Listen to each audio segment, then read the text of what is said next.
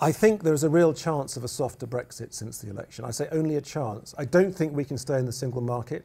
I don't think we can stay in the single market because the Labour Party, or the majority of Labour MPs, do not want free movement of labour. They believe their core voters expect them to vote for some sort of restriction on immigration from the EU countries.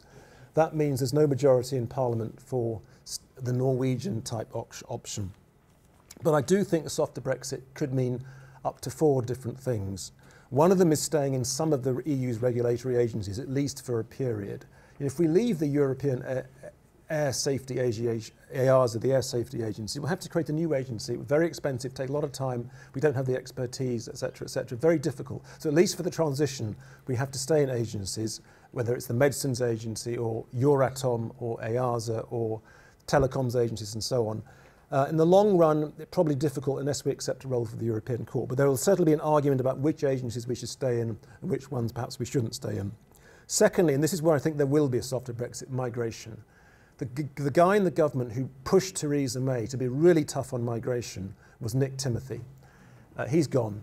And the good news is that Brexiting ministers like Michael Gove and Boris and David Davis are actually quite liberal on migration. So I'm pretty sure that the restrictions we impose will be pretty soft, certainly for skilled workers, not sure about unskilled workers. And Mrs May will just lose the argument within the government on that. So I think she'll have to give in to fairly soft migration regime, which will create goodwill with our partners in the Brexit talks. Thirdly, the Court of Justice I've already referred to. If we take a very hard line that we don't accept the ECJ anywhere, it'll be a very hard Brexit. I think a softer Brexit means being a bit more flexible about the ECJ, or as I said, something like the EFTA Court. Fourthly, as Alan has already referred to, the customs union. I think there is a chance of being able to stay in a union with the customs union, to be technically correct. A chance, business is pushing very hard for it. Whatever Philip Hammond said yesterday, he wants to stay in the customs union. Quite a lot of ministers do, even some right-wing Eurosceptics are sort of not too unhappy about the customs union. But it would, of course, create massive problems for Liam Fox, who wouldn't have a job to do, and for Boris, who's made a big thing about trade agreements with white Anglo-Saxon Protestant countries, saving the British economy. So I think my concluding comment is this.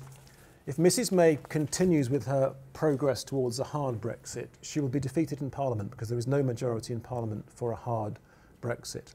She will fall. And then the next Tory Prime Minister will also discover that there's no majority in Parliament for a hard Brexit. But if Mrs May or her successor goes for a softer Brexit along the lines I have suggested, there's also no majority. I think there is a majority, but it means breaking with the Tory right wing. It means she has to split the Tory party because the Bernard Jenkins and the hardline Bill Cash type people will vote against her or against the government. So basically the only solution, the only way to keep a government that can keep Brexit on the tracks is to do what John Major, David Cameron and Yvette Cooper have suggested.